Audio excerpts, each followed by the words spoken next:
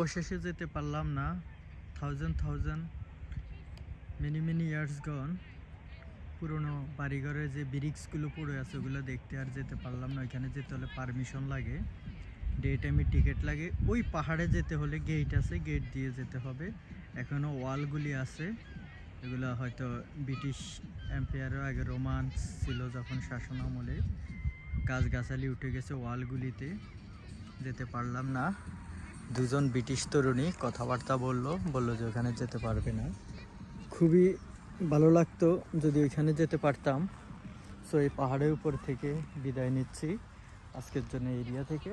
আরও একটা single family এসে বসে আছে, ওরা এনজয় করতেছে ঠান্ডা। হয়তো ওরা লোকাল, আমাকে চলে যেতে হবে লন্ডন, আমার লং টাইম লাগবে। সো পাহাড় পর্বত এরিয়া ছেড়ে এখন চলে যাচ্ছি নিচের দিকে, আস্তে আস্তে নেমে চলে যাচ্ছি। আমার পিছনে বিভিন্ন ধরনের